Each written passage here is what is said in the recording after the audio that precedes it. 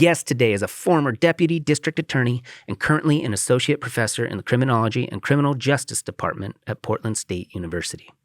This episode features the topic of human trafficking in this country and abroad, prostitution, democracy, and the First Amendment. He has spent over 20 years researching human trafficking, authored many articles, and worked with local and international agencies. This episode is awesome. Here is my friend, Dr. Christopher Carey. All right, Chris, so tell me about how big of a problem human trafficking is, because it's something that you hear people talk about, but I don't feel like anybody really explains how prevalent it is. Yeah, that's a good question. And this question, which seemingly might be easy to answer, has been actually debated since I've been working in the anti-traffic movement, which has been over 20 years at this point. So what they call it is hidden populations, because it's kind of hard to count. So with a lot of especially issues that academics are involved in, you can count, right? You can interview people, you can count specimens, you can have a control group. That's really not possible here. So what we have is a lot of estimates, and there's also an entirely separate field of how to the proper methodological ways to kind of evaluate and guess. But the State Department puts out a report every year called the GTIP report, the Trafficking in Persons, and they do an estimate of a kind of worldwide numbers. And I didn't look at the most recent ones, but the estimates are anywhere between 50 and 500,000 a year, even more, depending on how you count it. And then here in the United States, the estimate's around 50,000 a year. But again, those numbers vary widely. And then, of course, we have kind of guesstimates for Portland and Oregon as well. And go ahead. Remember, there's different types of trafficking as well, right? So when somebody talks about trafficking, the first thing they think about is sex trafficking. But the International Labor Organization tells us that that's actually probably only about 10, 15%. Most of it's labor trafficking from other areas, indenture servitude, that sort of stuff. Slavery. Modern day slavery. Mm-hmm. Yeah. So what, based on these numbers that you can't really fully calculate, what is the biggest problem child in the world? What is the main country experiencing the largest numbers of human trafficking? Wow, that's a good question. So I don't know for the first at the top of that. So I don't want to say something that I'm guessing about. But traditionally, we've probably looked at some areas in South Asia that have the largest trafficking populations because they're migratory. So these are areas that traditionally have kind of moved for work. And there we're talking probably about labor as well, although a huge amount of sex trafficking. That's where I first started working on this issue in these areas of Nepal and India. So there was, there's been a lot of traditional labor migration. So maybe you'll move from your area in Nepal into West Bengal or some other parts of India, working at like a carpet factory or something like that. And then you kind of figure out that the 14-year-old or 12-year-old or 15-year-old is actually going to work in a brothel for a few years. And in some areas it was, different, where you could earn money back and then kind of end up back in your village. And some areas it was more that you see where it's that kind of chained, guarded environment. So you're saying these young kids in some of these Southeastern Asian countries will basically go to find a job, and then whoever the employer is somehow over the course of time turns them into a modern-day slave, and then they end up selling them to a different producer of labor? Sure, that's one way that it could definitely work. Other ways are, there's a lot of middlemen involved as well. So there's a couple of pretty well-known cases of, again, not just sex trafficking, but like labor people where they think they're going to go work, do one sort of job, and they end up doing something else, right? Or they end up in a brothel area. And so when we started working in the late 90s in this area of South Asia, not necessarily Southeast Asia, although that's been known for kind of sex trafficking and, when tourists go on vacation and the big part of their vacation is, having sex with people, that's Thailand, Cambodia. We've heard about those areas as well. So I think it's happened a lot of different ways, but these are traditional areas where people have migrated for a long time over distances to work for areas. So they're separated from their families. They're separated from kind of their protective circle. And there have been a lot of things to help this, but this is a basis of migration. Wherever you've had large migration routes throughout history, you've also had, unfortunately, trafficking cases. Mm-hmm. And these young kids, I mean, we're talking about children essentially, right? Yeah, and even not kids. I mean, we say 18, you're now an adult. Why do we draw that line at some point? And you can't do everything when you're 18, right? So, but yeah, I would say in some of these places, the average age is 14, 15, 16 years old. We had one study we did actually here in Portland on we call CSEC, the commercial sexual exploitation of children, and that average age was about 15.5, which is their first contact with DHS. They had been commercially exploited. But I would say 15 is probably it's hard to do an average age because every country is different. And then even within the different regions of the country, they're different as well. Well, and I imagine a lot of those people probably don't even know their real age, right? Well, it depends. So I've been working on this, like I said, since the late 90s. So, in terms of like digitization and electronics and cell phones, that has exploded over the last 25 years. And with that, records have increased as well, right? So all over you can be in the most rural area. Well, I've been in some super rural areas of the world, and you've got cell phone access. So you've got access to kind of digital records.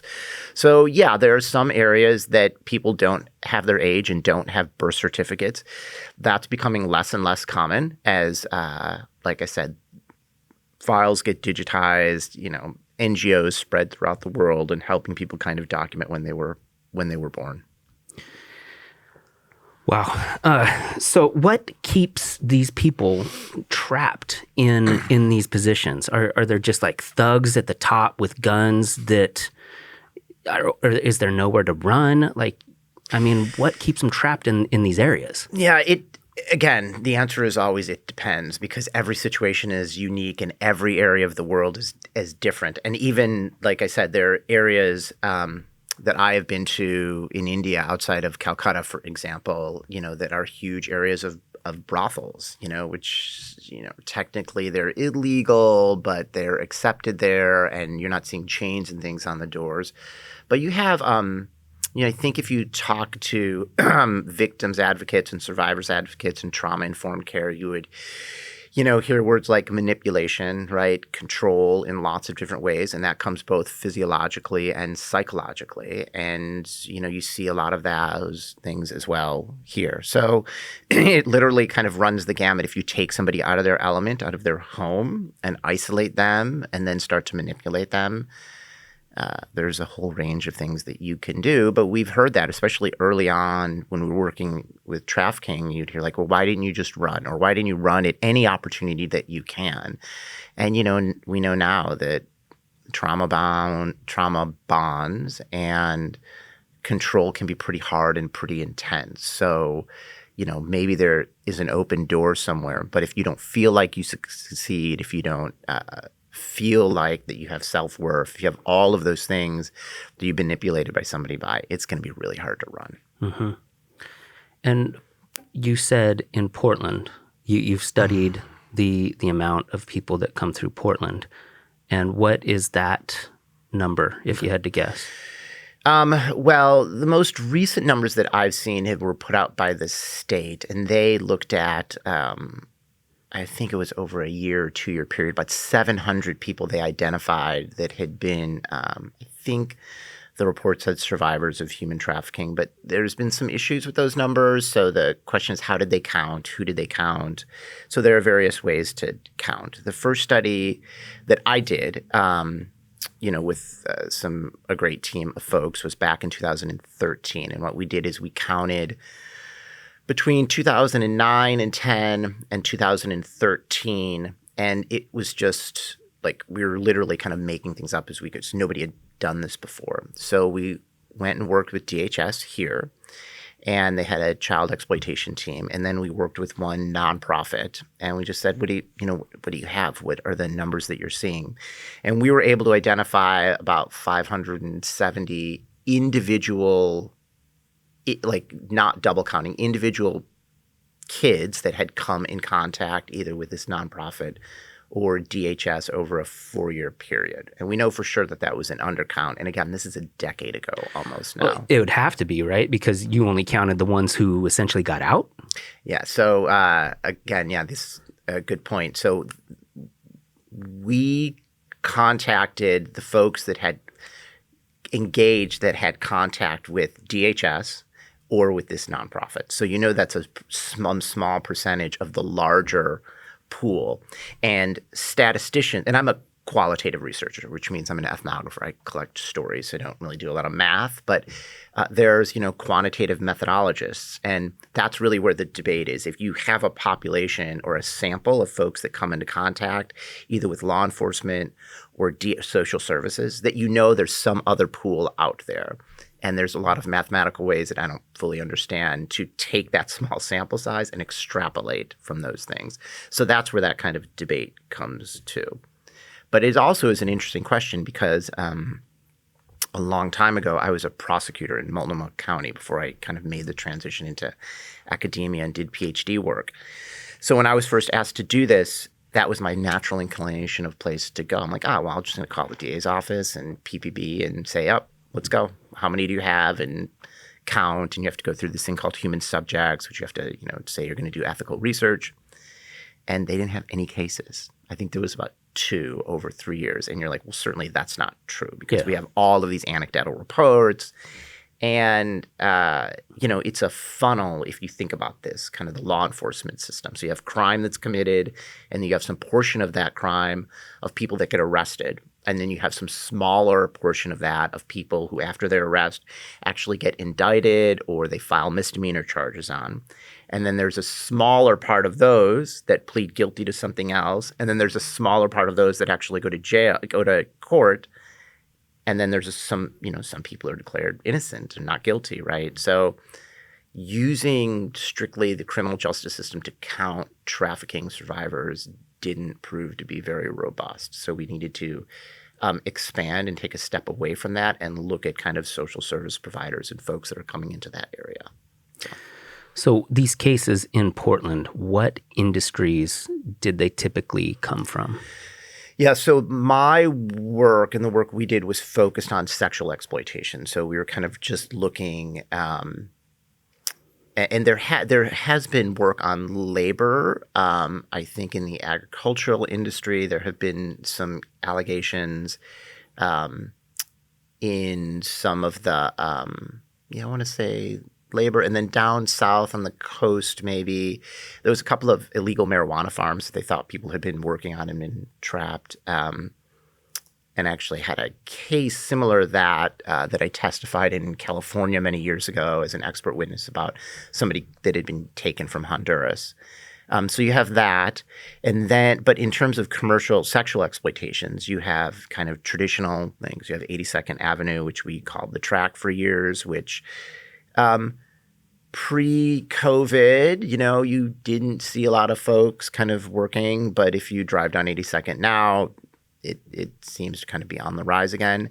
Of course, with the advent of the internet and apps, that has really kind of taken over the ways people kind of use to engage in commercial sex. People are using apps for prostitution? You bet. Which ones? The allegations are from Instagram, Snapchat, some of the dating apps. They've seen the folks that I've worked with have kind of seen come on there. And then, and then there's an article in the Willamette Weekly, I want to say it was probably a year ago now, maybe a little less, that also talked about the way police are doing stings these days for prostitution. And a lot of that is online, right? You're either advertising services or you're using code words for like young people and seeing who kind of answers those ads. Okay. And which countries are a majority of these people working in Portland or being trafficked in Portland? Here, they're from the States. They're from the States. Mm-hmm. There is a small percentage of what we call foreign-born trafficking victims or survivors. We don't see a large portion of that here in Portland, but there are other areas that you see that, a lot of the border areas. A lot of bigger cities, right? I mean, we're we like to think Portland's a big city, but, compared to LA or New York or Chicago or some of these other places, it's, we could fit into the corner of some of those places. So internationally, you see that a lot too in border areas. So I just got back from Denmark and Sweden, where a lot of the trafficking victims are foreign. They're not from those countries. So in the States, the majority of them are local from the States. Portland. Portland. Yeah. In the States, again, it's different every place you go. So if you talk to somebody that does this work in Houston, they might say, they're seeing a lot of Latina or Latino folks that come through there, just depending on kind of where you are. Well, yeah, that makes sense. I mean, you see more commonly news about trucks of people coming across the Mexican border. Right.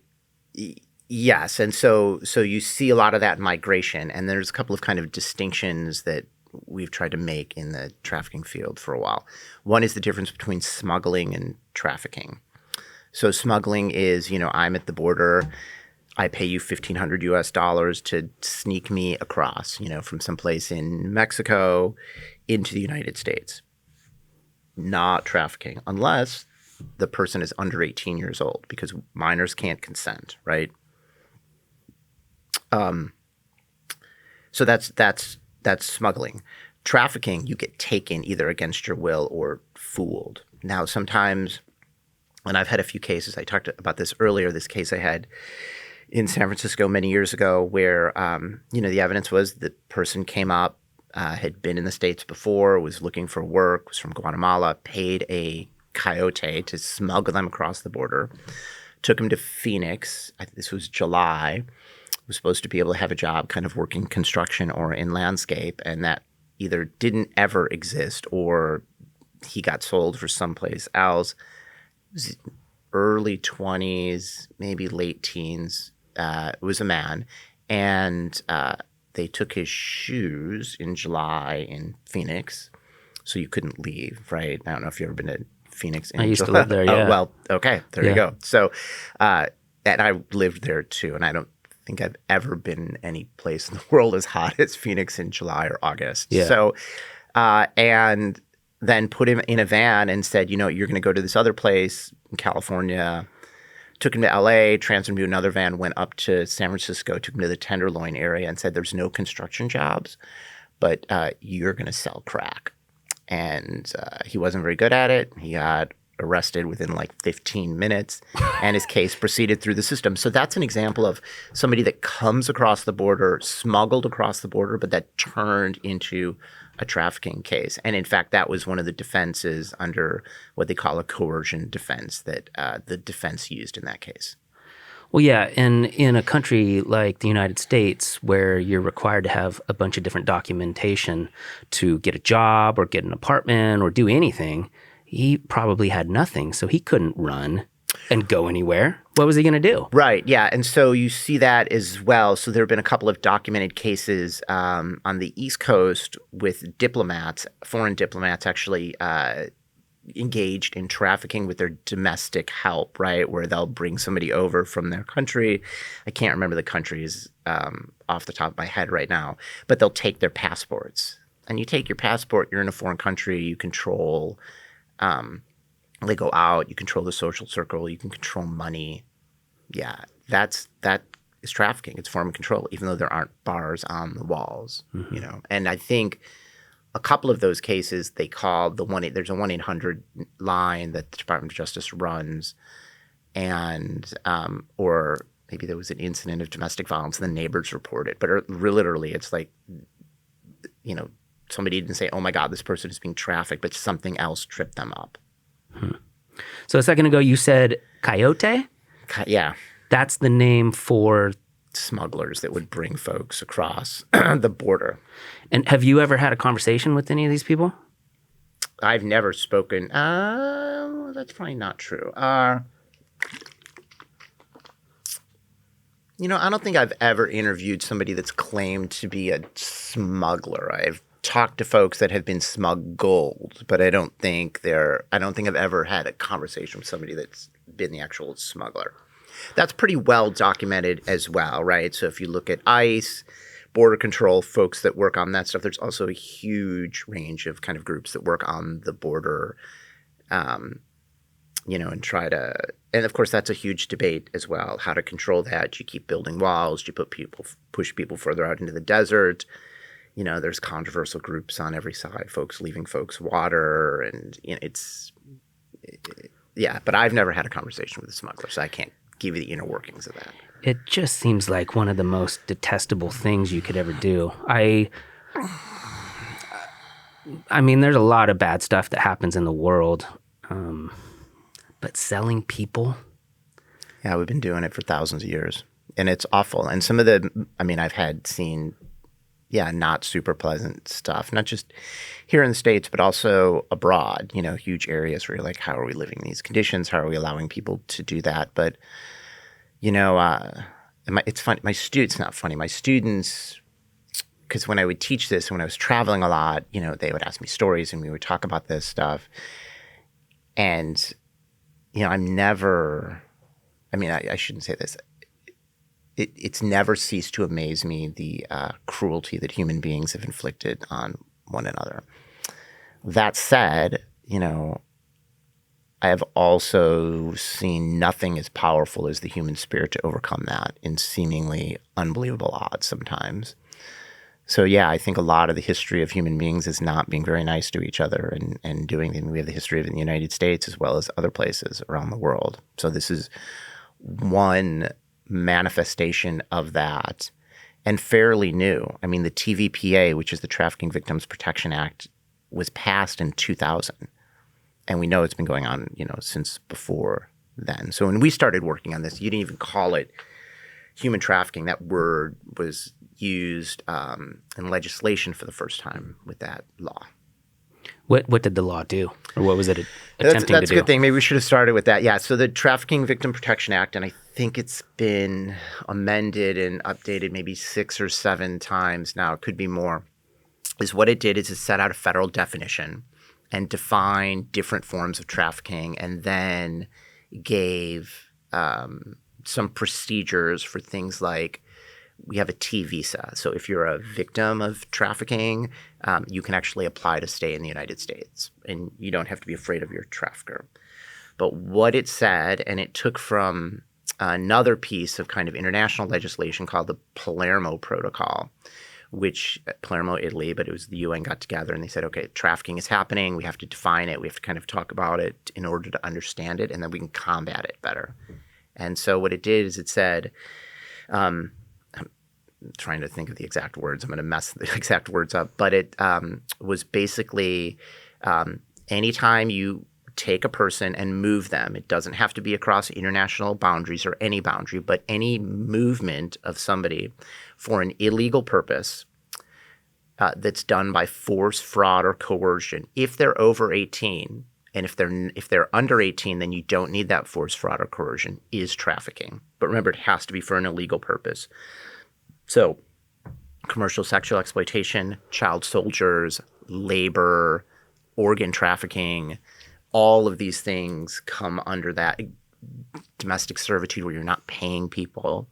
And there's I'm trying to remember if this was actually a case, but there was an allegation, and I think it was a case, laid against a third-party contractor where they brought Nepalese workers over, and I think they were working in like one of the army bases in Iraq supporting kind of the U.S. troops and the allies, and there was an allegation of trafficking because they hadn't paid contracts and other folks. So it's kind of really a wide net.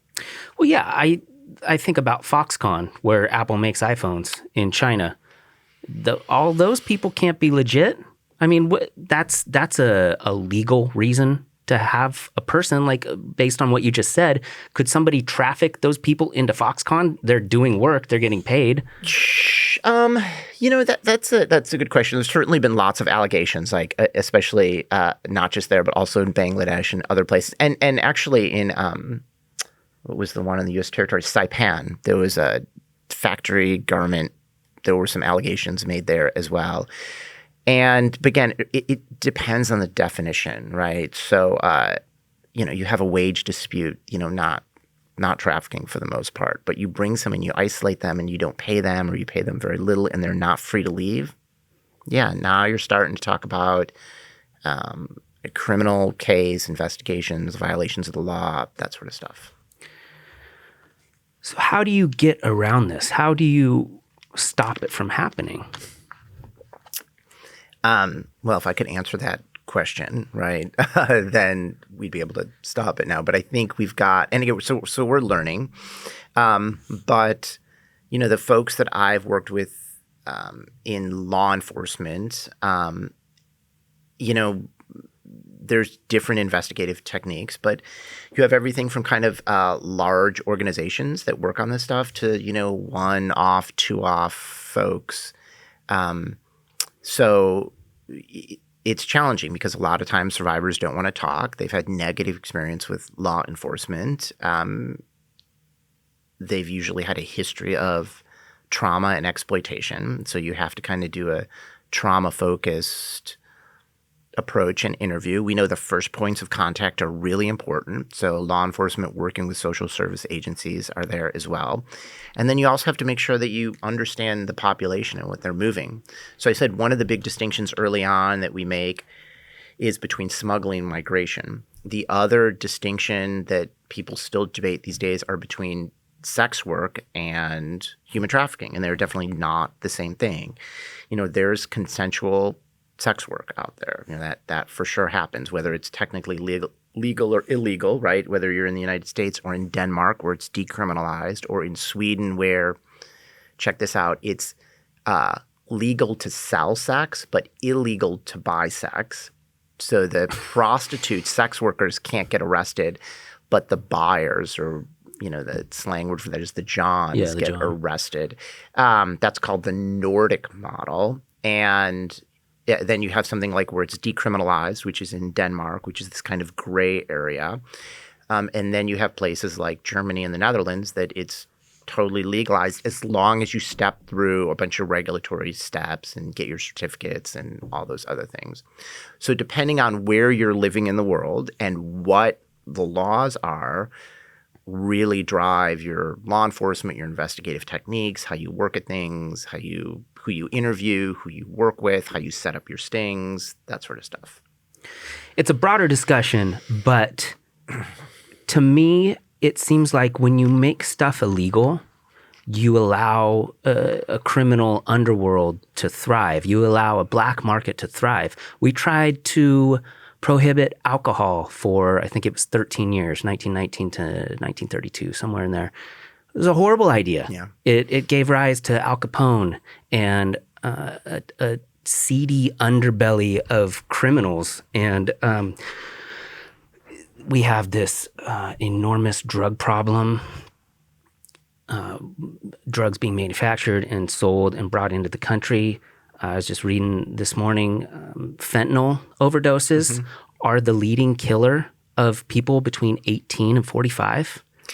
Yeah, so we've had two kids at I'm going to try to say this without crying, but we have two kids at my daughter's high school that passed away because of fentanyl overdoses. And I don't know what the relationship between that is and like legality or illegality, but it's getting very dangerous these days. And the conversations that we have,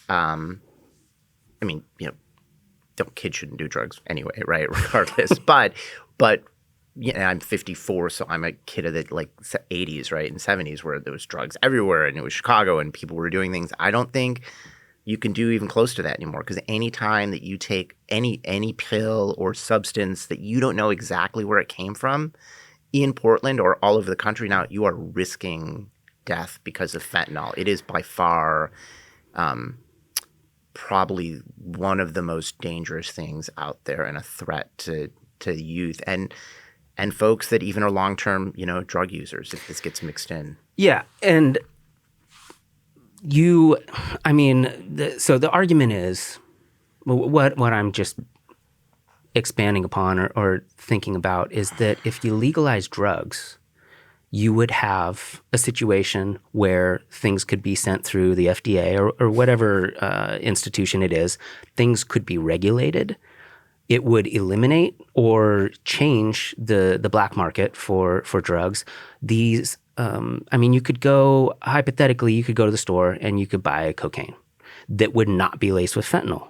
And all these overdoses, kids in high school who are just doing pills or whatever, who are accidentally ODing on this super potent drug, the argument is if you legalized it, it would take away the stigma. It would allow people to do drugs. And people argue that then everything would go to shit and everybody would be on drugs all the time. But I don't think that's what would happen. I equate it to marijuana. I equate it to alcohol. And it took me a while to get there. What I'm saying is, why isn't prostitution legal? Yeah. Why aren't you able to do what you want to do with your body? I'm just guessing. I don't know the answer. If that were the case, if prostitution were legal everywhere, maybe you wouldn't have these brothels where these girls were being sold and someone else is making money off their body. I don't know. Do you have an answer for that? You're a really good interviewer. So people are debating this right now. I can kind of tell you what my opinion is from working that, and I'll kind of do that, but let me work my way to that. Yeah. So this is the debate and the question, prostitution, sex work, what's the status should it have, right? Should it be completely legalized? Should it be something like decriminalized, which is this kind of grayer zone area, but doesn't kind of fall into the state's regulatory scheme, which also still excludes people? Or should you adopt the Nordic model? Remember, selling is legal, buying is illegal, or should it just be totally banned? So you've got all of these kind of flavors to choose from, and you have different countries that have looked at different things.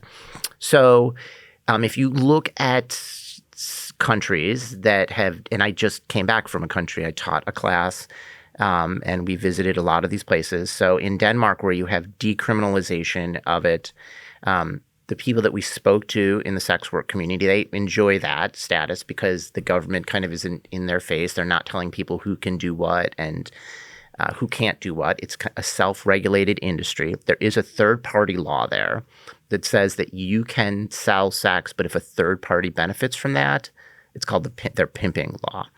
But it's been interpreted to mean things like if you have a driver, if you have somebody that takes calls for you and sets up dates for you. There's a famous case called the telephone ladies in Denmark, where they went after and prosecuted, I don't think it was successful, former sex workers that were not in the industry anymore, but were like taking calls for other sex workers and setting up appointments for them, or rent somebody a room. So that's one aspect of that. But I think if you listen to a lot of sex workers advocates group, they were like, yeah, I think decrim strikes the right approach, especially from what we call a harm reduction perspective.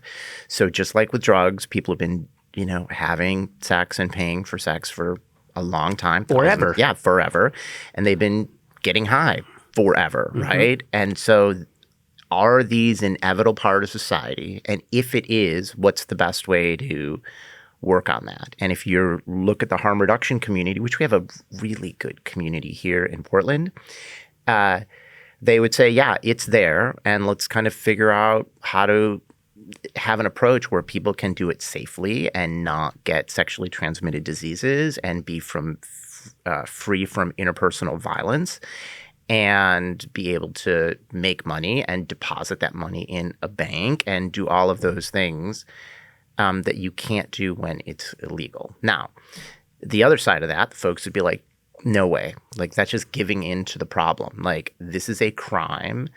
And some of these folks would say, I don't care how old you are. You can never truly consent. Maybe you must, no one would ever fully consent to, no. And like, let's be honest, most sex workers identify as female. That's the way they and most buyers identify as male and present that way. And so I think that I just lost my train of thought for a second. But that they would, if you made those conditions where you could do this in a safe environment, that, I think most sex workers would say, yeah, do that. The other side of that, though, again, that's what it was that you could never consent. And it's never a choice because there's always other economic opportunities and you must be coerced. Now, this comes from a moral most of our laws are vice-based, right? Moral-based. They come from Judeo-Christian ethics and laws, and this is not appropriate. Yeah, it just doesn't make sense to me because no matter what your job is, you're selling your body and you're selling your time, which is the most precious thing that anyone has. When you go to work at Amazon factory and you're packing boxes, you're making $15 an hour or whatever, you're exercising your body. You're giving those muscles to Bezos. You know, you're walking around doing stuff. He's returning money to you for what you were providing. I don't know how anyone can argue that sex is different. You are providing your body as a service to someone willing to pay for it. Yeah. I mean, I think, a couple of things, right? I think a lot of people would agree with just what you said. And I would probably agree with just, what you just said. I think a lot of times you're saying, well, this is different because there's always a power in this is the allegations, right? There's always a power imbalance, which means the person purchasing the sex always has power over the person selling, which I actually don't think is necessarily true. And remember, we're talking about consensual adult sex, right? So we're not talking about kids. We're not talking about coercive situations. We're not talking about third-party situations where I'm like, got your cell phone or your passport or any of those things. So I think, yeah, and that's in fact what folks in the movement would argue, that it's a form of labor like anything else and should be regulated and taxed and adults free to be able to make that choice. And we make distinction between adults and kids all the time. I mean, there's child labor laws, although those are pretty recent, right, in our history of labor. So, the 20th century. So, but we regulate, how many hours kids can work, what industries they can work in. You have to take safety precautions. It's the same thing. Yeah, it just seems to me that it's one of those things that because you ban it, because you make it taboo, you make it more desirable and you allow this criminal underworld to thrive. If you would take the power from them, and yes, I'm sure there would still be trafficking and they would find other ways to do horrible things to humans, but maybe that would help a little bit in that part of the industry. I don't know. Yeah, well, that's the argument. So there's been a couple of there's been a couple of research studies on this, and they come from the field of economics. I'm not sure I agree with their conclusions, and you can find them on the internet. But they said the argument was that if you legalize this in certain areas, then you actually have a positive relationship with trafficking, which means that, and this is all theoretical, right? This is economic, theoretical stuff. And the argument is, if I'm getting this right, is the legalization of that process will cause people who want to buy commercial sex but won't because they're deterred from because it's illegal, and we don't know how many people there are. What that will do is expand the market more than the demand can keep up with it. And so whenever there's high demand, you always have an increase in trafficking. Now, again, this is super theoretical, and I think it's probably been disproven in a lot of places. Denmark, Germany, the Netherlands. And so, I think many folks that work in the harm reduction area would say, yeah, you need to legalize this and then regulate it outside.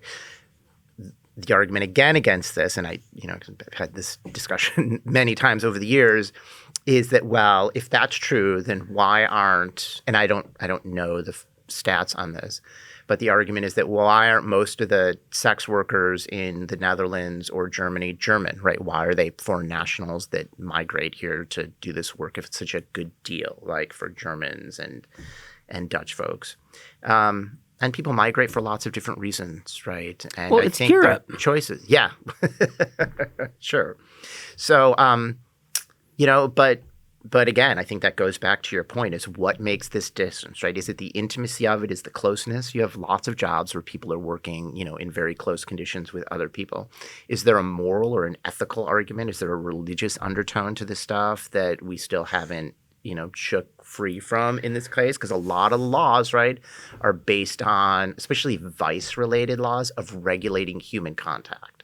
conduct, which is what crime does, right? Crime is just a label. I don't want to get too theoretical here, but, crimes and people have been doing things to each other for thousands of years. It's only recently that we've labeled something, oh yeah, that's a crime, right? And if you look at the history of a lot of these things, some of the first crimes were things like trespassing on the king's land, right? You could assault folks, but if you shot one of the king's deer, you were in big trouble, right? Where does that come from? Those come from moral codes that they're trying to regulate conduct. Yeah. So, well, I think today a majority of it is financially based. I don't think anybody does anything at any level unless they can make money off of it. Yeah, and they're obviously making money off prostitution being illegal. Yes, and through I think law enforcement or the FBI or whatever. Especially here in the States, right, where you can't do, you have to pay for everything, right? So, yeah, there are definitely industries involved. There are people that are profiting kind of from both sides of that, and I don't necessarily mean that in a negative way, but there are people that, have services and programs that are based on the assumption that sex work is illegal or it's really closely tied to human trafficking. And there are, advocates on both sides and industries on both sides that kind of work on that stuff as well. So, yeah, there's definitely people profiting. And we know for sure, especially with something I think like sex work, that people will find a way. There's not a city in the world there's not a larger city in the world that this doesn't exist in some form. And, people will talk about exploitive relationships that happen all the time. It can happen in a marriage. It can happen in any sort of situation. And so, whether there's actually an exchange for money or not, or you're exchanging sex for a place to sleep at night or a meal, who's to say? It's hard to make those distinctions, right? Mm-hmm. Mm-hmm. Well, what do Amsterdam and Nevada have to say about any of it, where prostitution is legal? Yeah. So I can't. So again, it's also really interesting. We started to work on this area. You had kind of groups and factions, right, across the table. And the really interesting thing is within all of these groups, there's usually greater differences within the group than there is between the groups. So what that means is that sometimes anti-trafficking or folks from Holland that speak on this have much larger differences than folks that are in the other group that thinks it should be illegal. So it's hard to say, yeah, this is what they say about it. I think if you looked at lobbyists for the brothel industry, folks that work in that area, they would say, yeah, we have a unique thing here in, northern Nevada where we can legalize, have counties that have legalized prostitution and legalized brothels, and it performs a tax base, and nobody is here against their will, and there's multiple health checks. We have to jump through a lot of hoops, and it provides employment or contract employment, and it's fairly transitory, so people come for a few months and then leave for a few months, and it's a form of work. That's what they would say. And I think and I think the International Labor Organization would say it's work as well. I know we're being recorded. I'm not 100% sure on that, but certainly that would be the position in Holland and in Germany. And if you talk to sex workers groups probably around the world in the country, they would say, yeah, this is legitimate work. And in fact, there's unions. So in West Bengal, India, one of the largest unions is the sex workers union. And so getting back to Portland, the people that you encountered, you said a lot of the sex trafficking happened on 82nd Avenue. And what other – I'm just trying to visualize and help anyone listening to visualize, how would you even know that anyone was in a position against their will? It's not like you walk down the street and they're wearing a red shirt and you're like, oh, they're trafficked. Yeah, how could you ever know? Yeah. So so what I said is 82nd has traditionally been kind of one area for street-based sex workers. How many of those are trafficked or not? I don't know. We haven't that specific area haven't kind of while that's been known in Portland, like I haven't studied just that area, although a lot of police stings back in the day were focused on that area. And in fact, if you go way back into the archives, we used to have these things called prostitution-free zones and drug-free zones, which were declared unconstitutional, I want to say in the early 2000s, but there were these areas where you could cite somebody for trespassing, you could give them a violation, and then if they showed up again, you could ban them from the area. Like I said, these were declared unconstitutional, I want to say in the early 2000s, but it's fascinating history if you want to look that up. It's the drug-free zone area in Isn't Portland. every zone the drug-free zone? Well, what was right, because it's all legal. No, well, this was these special areas around Old Town, what's now the Pearl District, where they were high trafficking area, not drug trafficking areas, or high areas of prostitution. And so what the law gave you the ability to do, if I'm remembering this correctly, is someone would enter it and then commit a crime for something, right? So in addition to getting a citation for whatever the allegation was, you could be banned from that area because of that prior conduct. So check this out. So you would be in a place not doing anything wrong, but based on your prior conduct in that area, you could get issued a trespass citation. And then you could get brought into court because you were banned from a certain area. It was a fairly radical way to deal with crime in one area. But think about it, right? So you're in an area, you haven't done anything wrong, but based on your past conduct, you can't be there. And now you've committed another criminal violation. So there were these arguments. Is it double jeopardy? Are you being prosecuted for the same thing twice? And I think the judge said it was, and there might have been some other constitutional violation. Well, yeah, you essentially are banned from a part of the city. Right. And so the argument was, what if you – and there were exceptions. They tried to make it constitutional for like work or religious services or school or something, but the judge was just like, get out of here with this. You can't do that. But the other thing that it did is it just – again, it's this like it's, like whack-a-mole, right? Like we're going to stop it in this area and it just moves to another area because it's something humans have been doing for thousands of years, right? Drugs – having sex with people. So again, it's this, if it is spreading out and if you're trying to hammer down in one area, then you're just left with this not in my backyard approach, which doesn't really help the city because it just pushes it out someplace else. Yeah, there's a lot of that happening right now. Yeah, a lot, of course. With the homeless population. Yeah, 100%. Yeah. Yeah. And I mean, the Pearl District, that was probably just based on money and well-off people not wanting drug dealers in the area. And so we're not worried about them dealing drugs. We just don't want them doing it here in the nice part of Portland where we're trying to do business. Yeah, and a lot of this started before the Pearl District. The Pearl District didn't always look like the Pearl District. That stuff is, the last 20 years for sure. So there was a lot of drug and hand-to-hand stings and things that I probably still go down there because I'm not involved so much in the law enforcement community. But it was a high area. You'd go to work in the DA's office Monday morning and you'd have a stack of like hand-to-hand drug deals that, the police were setting up and, a stack to go through. And so it was one way to deal with that issue. But then again, it spread out. And now we've got things that we never imagined before, as we talked about earlier, with things like fentanyl and how do you can test for that, right? But you have to bring your drugs in to a place and say, would you test this heroin for me? Yeah. Now, in Oregon, as you know, I don't know if you've done anything on Measure 110 here at all, but, possession of drugs are decriminalized here. And so that was one way to try to kind of look at how to handle drug use and, declutter the criminal justice system and those sort of things. And I think the results have been mixed on that for sure. So, in what way?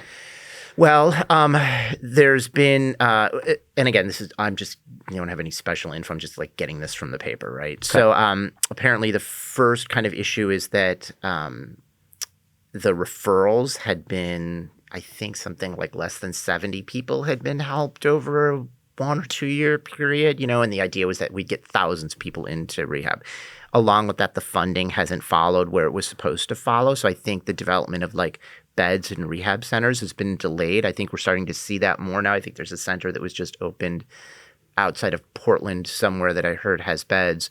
So that's 2. The third one, if you listen to some law enforcement folks, it's taken away their ability to now investigate for other crimes or bring people into the criminal justice system, which for some folks they say is a lifesaver, right?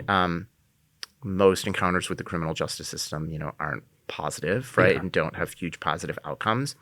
So, yeah, I think you have that part. And then on the other folks, you have the harm reduction folks that say, yeah, it's beginning.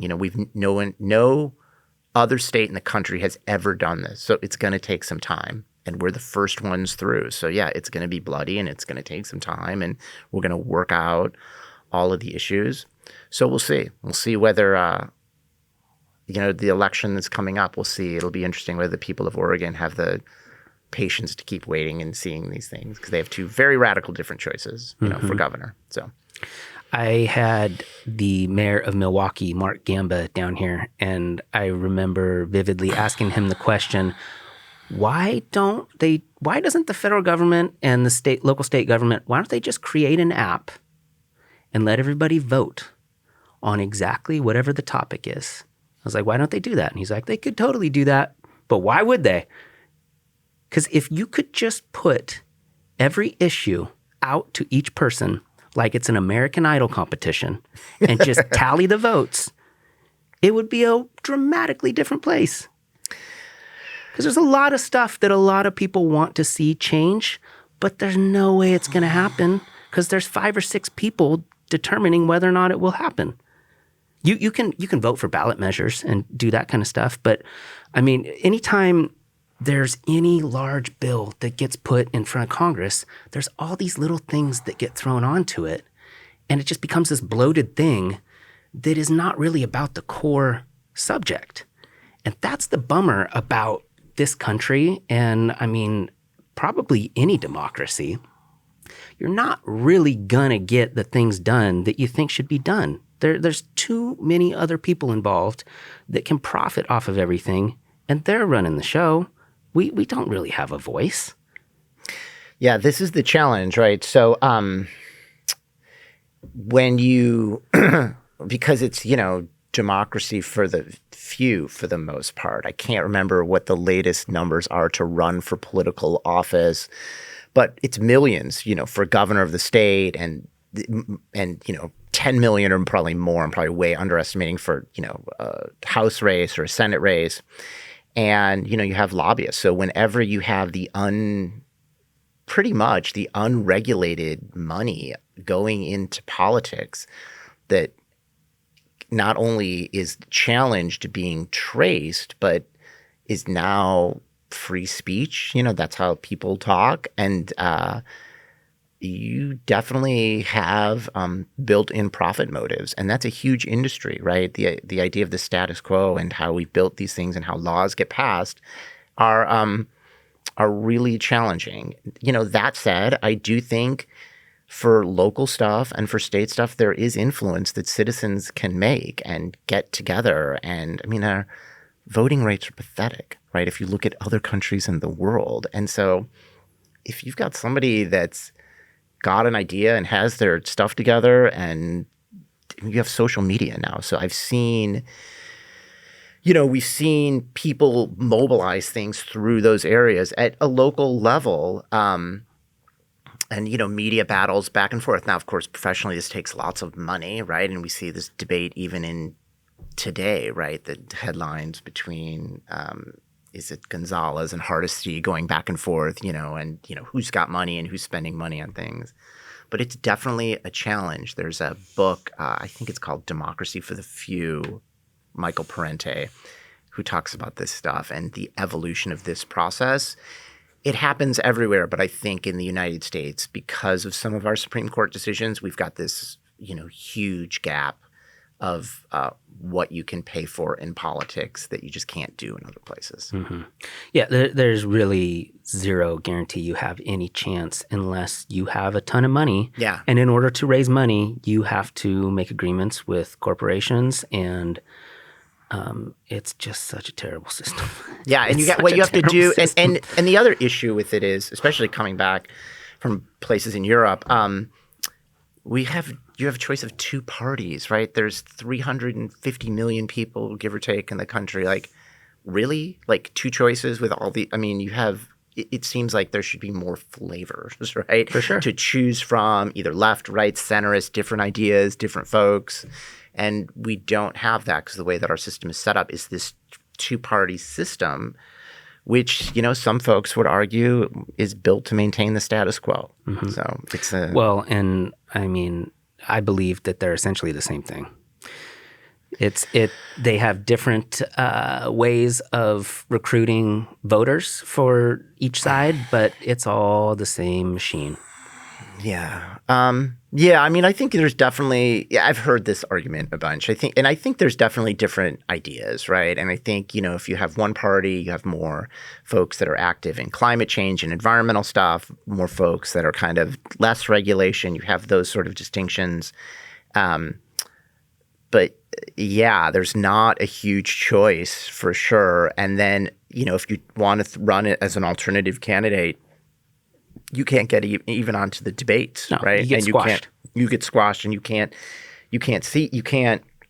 break into that system. So it's challenging. And then talking about change is, you know, very hard to do. And I think one of the things that has really distinguished, at least it did, you know, until January 6th, is the smooth transition of power in the United States, right? So you've always had, it's been a hallmark. And it's in fact the hallmark of democracies that have survived in different places. And we take it for granted here. And it could go away, right? It could go away. Fair, free, all those robust elections, those things that no matter who you vote for, you know, there is a legitimate president that needs to govern us one way or another. And when you have those threats to the internal systems of how a democracy functions, you got huge problems coming down the road. Because what you know for sure is one party doesn't stay in power.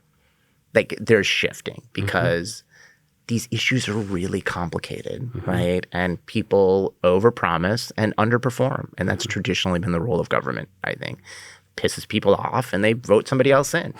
And that's totally okay as long as you have that system that preserves that. But when that starts to break down, you got trouble. Yeah, I agree. We need more choices. And I think that's an issue with the primary system because they're concerned that if let's say you had a Republican incumbent and then you had 9 Democrats running against them. They're worried that it's going to split amongst 9 people and then the Republican will win. No problem. Well, you know what? It should be open to anyone and everyone. Oh, yeah. Like Ricky down the street should be able to run if he wants to and get 5 votes. Like, who cares? That doesn't support the system that the people in charge want to proliferate. They want 2 choices. Yeah, because it makes it easier. And then, you know, if your corporations, and some corporations back both candidates, right? Or some industries or lobbyist groups back both candidates. But, you know, I will tell you that it's interesting, right? As humans, we don't have that big of a perspective, right? We get to live 80, 90 years if we're lucky, right? And so we don't have a huge perspective on things except what we've learned before from history. But what the United States is becoming now is a more diverse place than it's ever been before.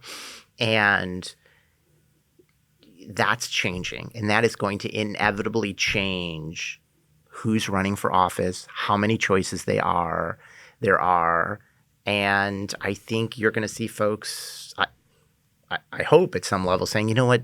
We're done with just these 2 choices, right? We want to have a more pluralistic, we want to have different ideas engaged and look at issues that we can help solve different ways. And we'll see. I mean, I think we see a lot of that with the houseless crisis here in Portland. You know, I think it seems really inhumane to let people live in those conditions on the street, especially when I think we've got resources and other ideas to kind of work on things. But it's a crisis that is not being solved. That at least I see that, right? I mean, maybe there are areas, and I know there's sweeps and thinking back and forth, but again, It looks like you like shut down one area and folks move to another area. That's not a solution, right? That's moving the problem around so you can say, look, this block is now clean, but folks have moved to another area, and you're not addressing the things like housing, healthcare, wraparound services, all of these things that a lot of folks need, whether you live in a house that's attached to a foundation or you're in a tent on the street.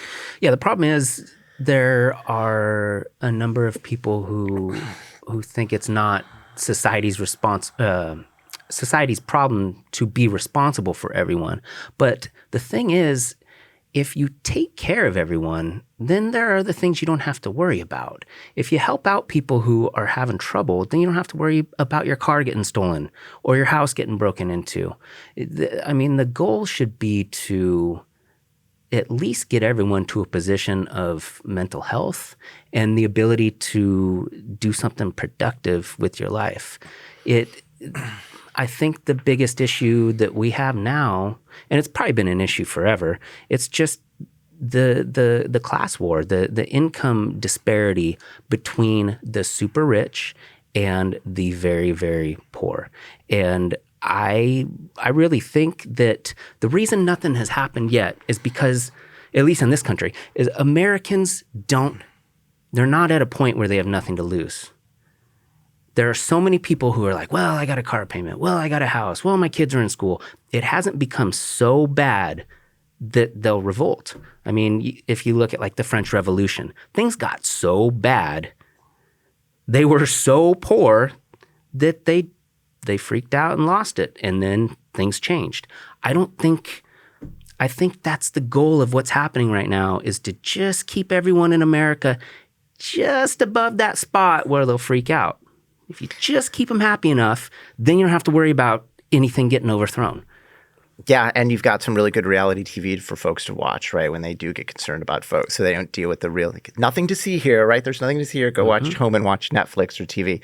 Yeah, I think there's a lot of truth to that. And I think I teach a class called Health, Happiness, and Human Rights at Portland State. It's a year-long seminar. And we talk a lot about, what is society's role at a base level to folks, and should you have a safety net? We have a really individualistic approach here to the United States, right? So we have the Constitution, which is laid out in articles, which says the government, you can do these things. But then we've also got the amendments, and the first 10 amendments are the Bill of Rights, which that you and I possess those things. And sometimes that individualism, I think a lot of it has seeped into, of course, a lot of politics, and then it becomes who's responsible, like what is the government responsible for? So we just got back from Europe. So very interesting, and I'm not like Pollyannish about this all. Denmark, Sweden, other places in Northern Europe have issues, right? They're not, nothing is a perfect society. But I will tell you is, we were in Copenhagen, and, there was a couple of people without homes living on the streets maybe, but because of the social safety net. And again, there are other folks, and again, other issues as well. But, you get housing and paid to go to school and accountable for things that you're doing. But like food and shelter and medical care, education, those things are covered and subsidized by the state. So I'll give you a really specific example. So we were in Copenhagen. They have the largest, I think this is right, the largest safe injection site in Europe, or maybe in that area of Europe. And what that means is that even though drugs are technically illegal in Denmark, like you can go to jail for a joint of marijuana, right? Which is a really interesting contrast, right? Because commercial sex is decriminalized, but they've chosen to take this approach with drugs, right? So, however, nobody really does that, or you get a ticket or something. But right outside of the largest safe injection site in Copenhagen, you'd think you have people either ODing or laying on the streets or begging or trying to living there and then just kind of going to get their drug. Not the case at all. Clean.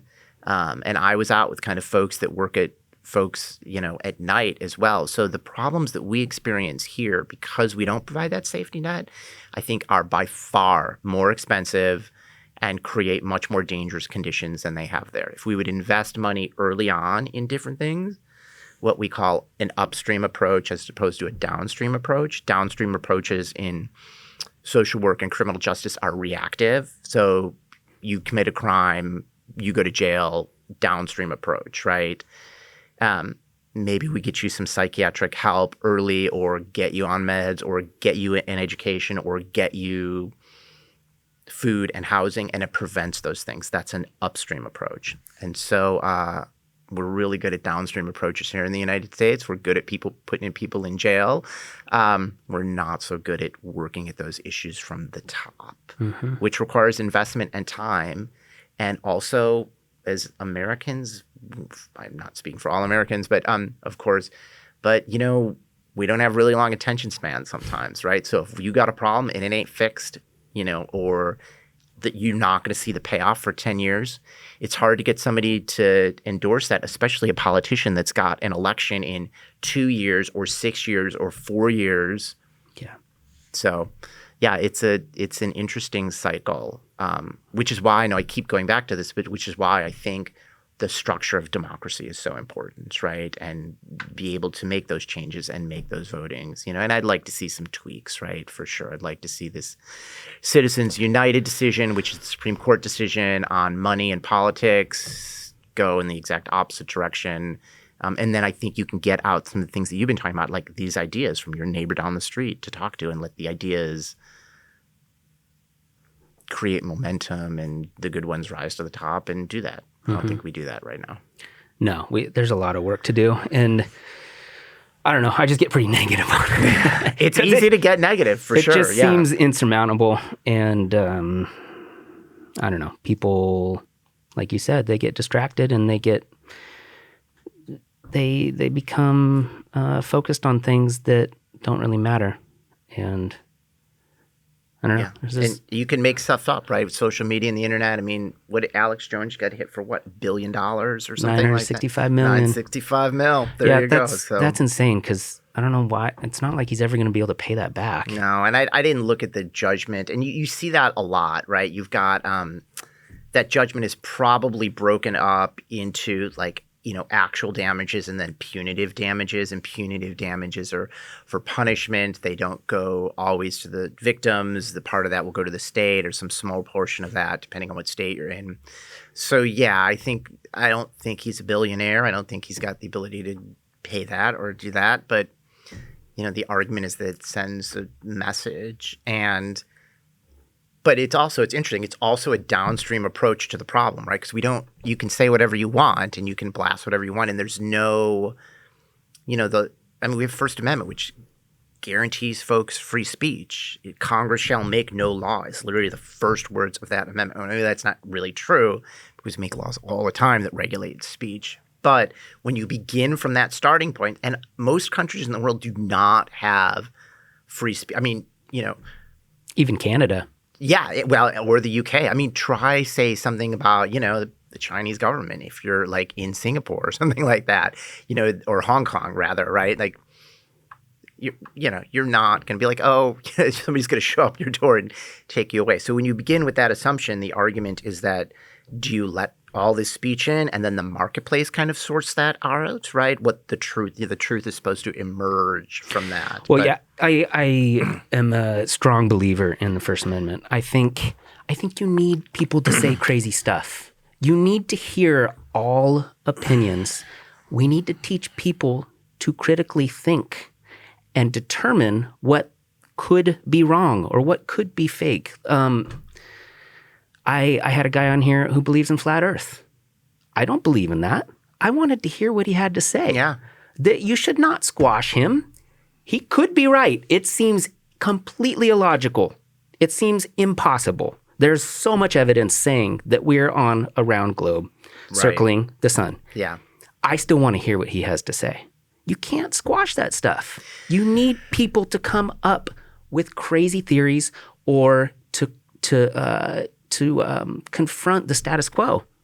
Yeah, I get that. And the question, of course, is, the devil is in the details, right? Do you let all speech, do you let hate speech come out and racist speech that attacks folks? What if you have speech that does irreparable damage to a company that's a lie, right? Like, does the speech have to be truthful at some level? So, and the reason it's interesting because if you read the Constitution, it literally says Congress shall make no law.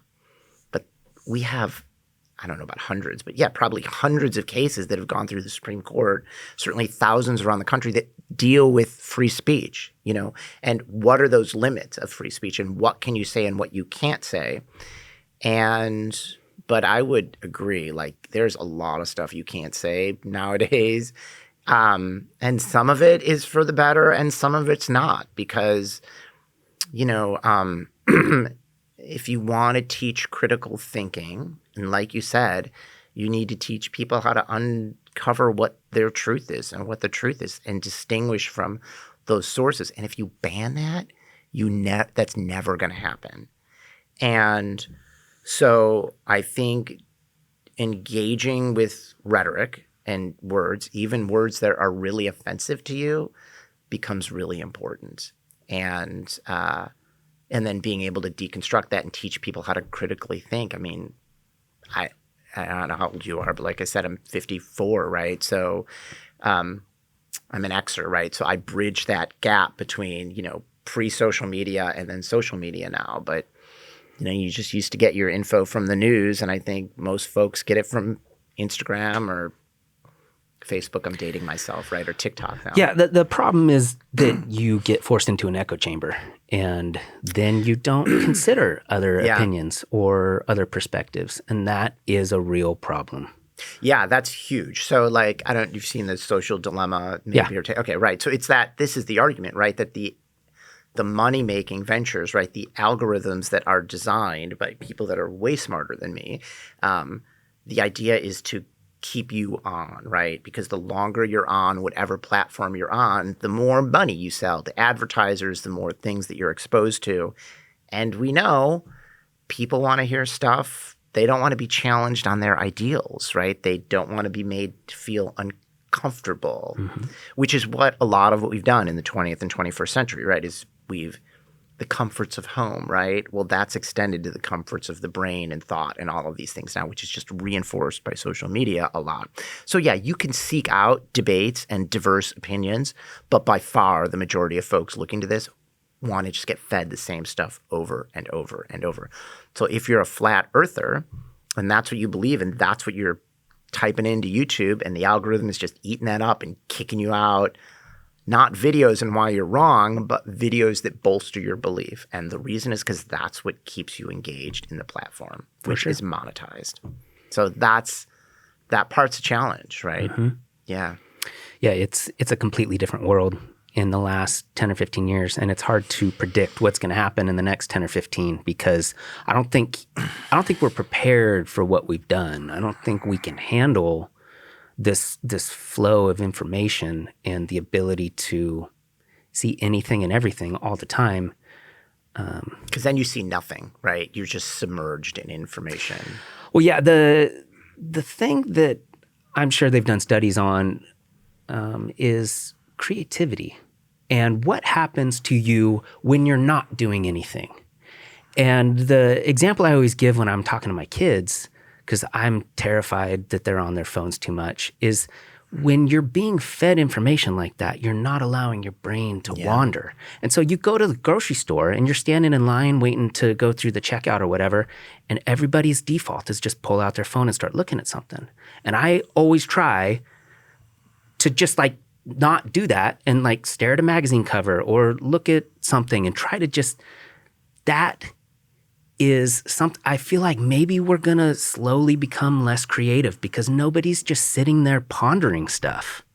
Yeah, I think that's So one of the things that we've also talked about is how social media has displaced geography, right? So our community before was you and me are having a conversation right now. When was the last time this happened without microphones on the street, right? I mean, not people have time and stuff, but what social media has done is it's removed those surroundings. So now you're just kind of focused on this device, which is feeding you information not from where you're at, right? Unless you're like, using the Safeway app, right? And you're like, okay, this is on sale. I'm going to go to this aisle. But for the most part, that's not happening. And so you're sucked into the app. And so you're ignoring the surroundings, immediate surroundings around you. And what that does is remove you from geography. And we know that the history of human relationships are built on geography and who's local and who you're communicating with. And that combined with COVID has done a number on a lot of the 18, 19, 20, 17, 16-year-olds that I've come in contact with. And the idea of removing those elements is challenging. And we have so in my class, it's a cell phone free area for an hour and 15 minutes. And we have a couple of kids for whatever reasons use, like have to use an iPad or something. But for the most part, computers are gone. You are taking notes with a piece of paper in a notebook, old school. My apologies to the trees and the forest, right? But hopefully and there's something about that, right? Psychologists say when you are writing down, when you are engaged in the area, when you're doing that physical activity, that something happens with your brain and it turns on. And and so things that you can do to break kids, especially, but even adults, older folks suffer that from as well. I spent a lot of time working with youth sports as well. And I think it's become, now just as important as either, and whether it's sports or music or art or theater, or any of these other things, these creative engagements, when electronic and outside influences are removed, causes connections in kids' brains that I think are really healthy. So when you're on a softball field and you have to make a strategic decision about where the ball is going, that's a creative decision, right? You're making a decision similar to the decision an artist is going to make if they're looking at a blank canvas and choosing which colors to use or which medium to do. Same thing with a musician, right? Same thing with anything that you're doing, reading, I think. So, I'm a big proponent of divorcing yourself and then teaching folks the tools to try to use them. Yeah, because technology is responsible for a lot of great things, but it is definitely going to change our brain chemistry. It's going to make us do things differently. And it has a lot of positive aspects, but I don't know. There's no going back at this point. No, you can't go back. You're not going to get rid of it unless there's some like EMP pulse that knocks it all out. Yeah, you're not going back, right? It's here, and the question is, how do you humanize it? Yeah, right? Yeah. I had to sign like a form or something for my kids the other day for school, and I was telling them how I suck at writing now. I never write anything except my name when I'm signing something. I never write a note or a letter everything is typing or texting. And so my handwriting is garbage. Right. Well, you look at, there has been and even you're texting. I mean, I see this with papers that I grade, right? And look at and engage with students. The lost form of writing, right? Where you actually have to have organization and topic sentences and verbs that come together. And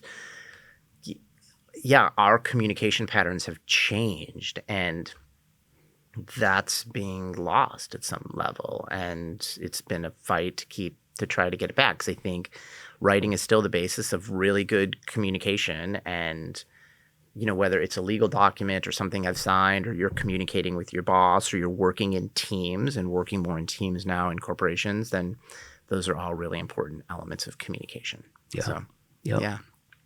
Well, we got to get you out of here in a few, but let's go back to trafficking in Portland and what do you do? What's your goal and process for finding these people and helping them and trying to eliminate this problem? Okay.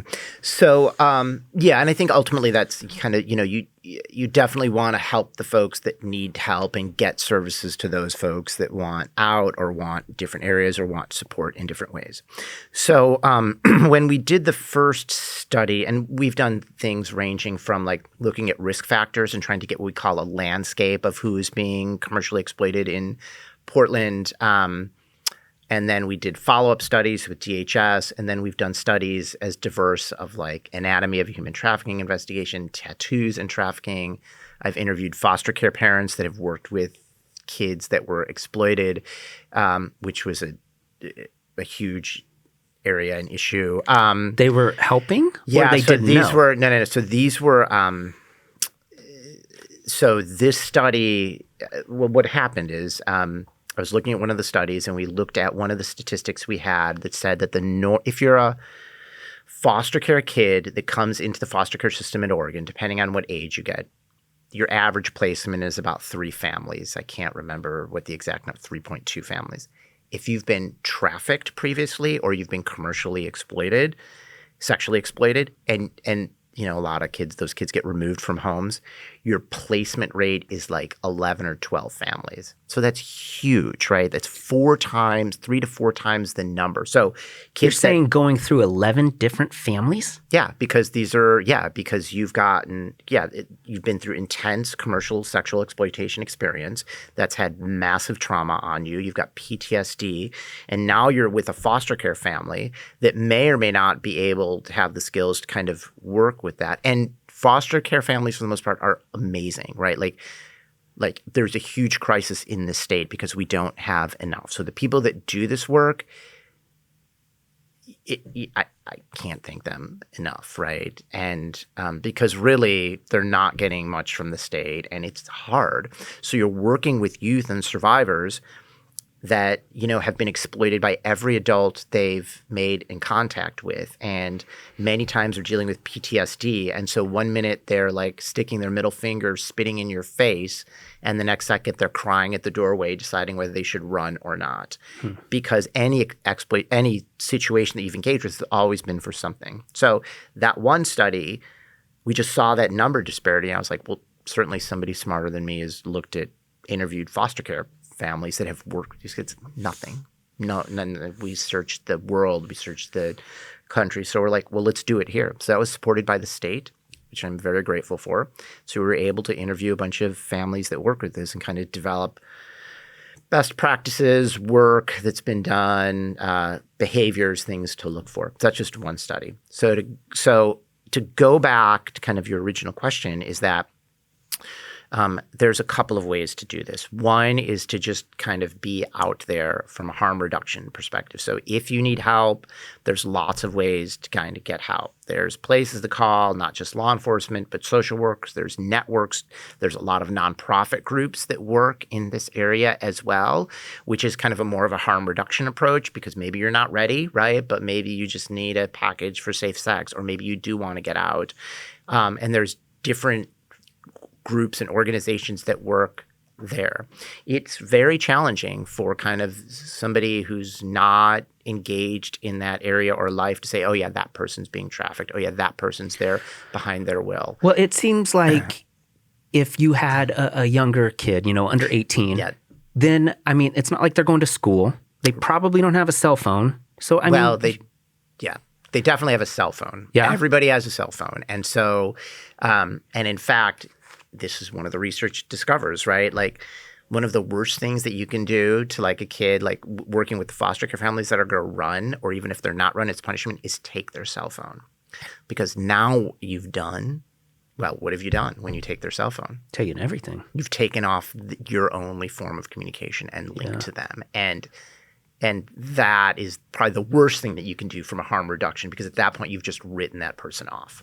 So cell phones are ubiquitous. And so maybe they're being monitored. Maybe there's a pimp nearby. If you are under 18 years old, this is a non-argument. So if you are we've just finished up studies on buyers, looking at differences from people that have purchased sex from what they call luring a minor and adults.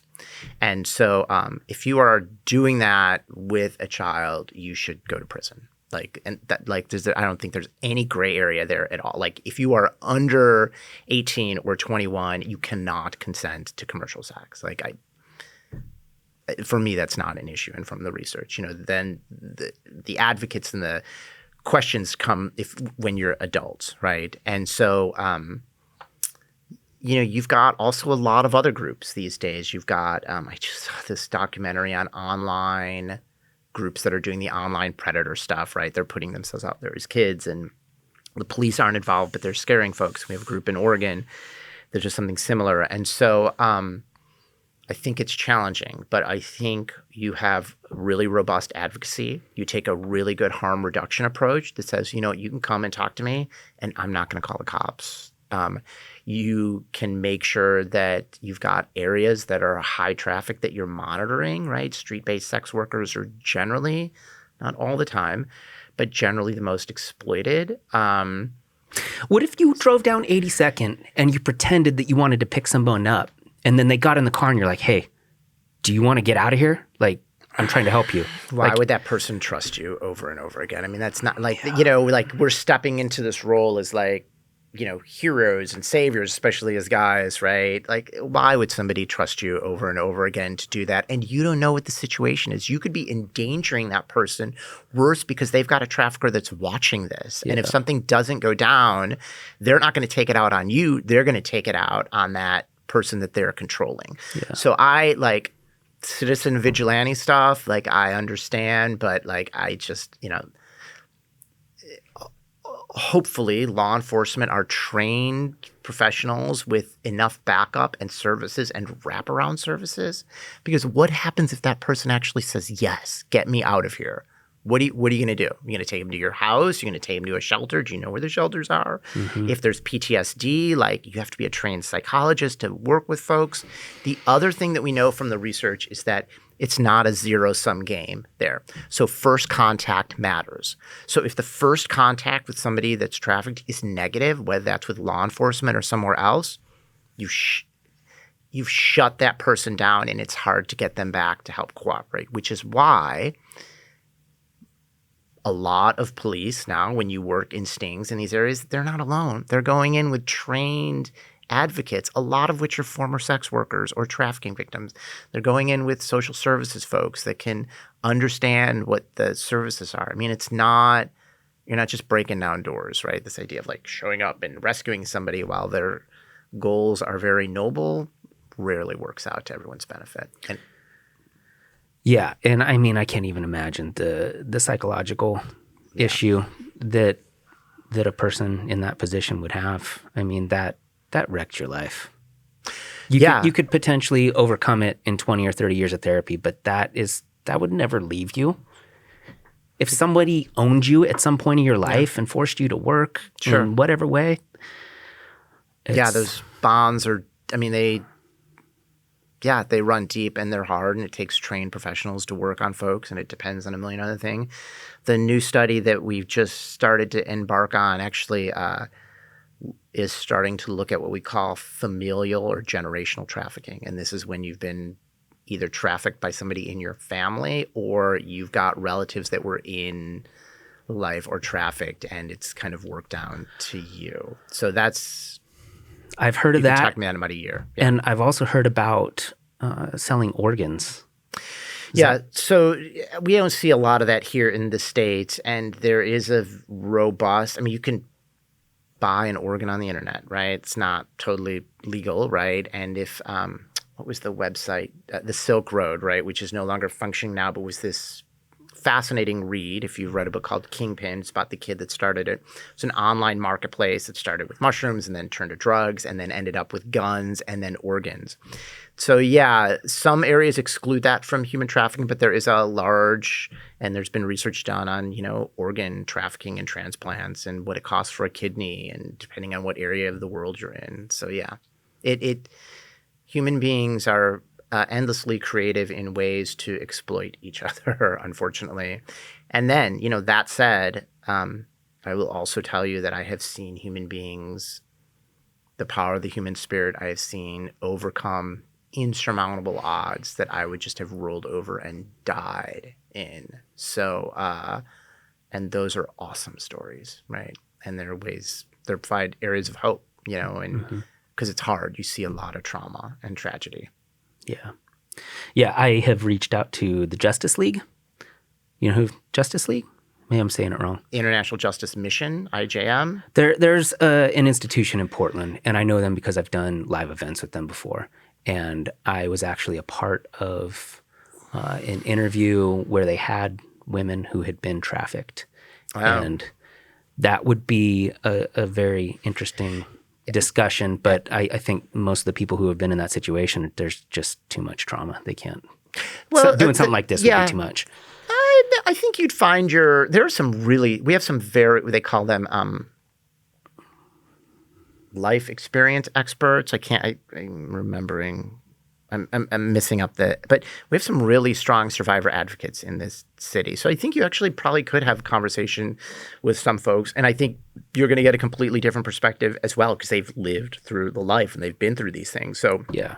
you might have a lot of survivors that are like, yeah, this is never okay, and it's always exploitive. And then you'd have others that say, you know what, it's work, and we need to regulate it as work. But it's a really important perspective. Mm-hmm. That is a good spot. All right. That was fantastic. Thank you. No problem. Thank Appreciate you very much for bringing me in. Yep. All right.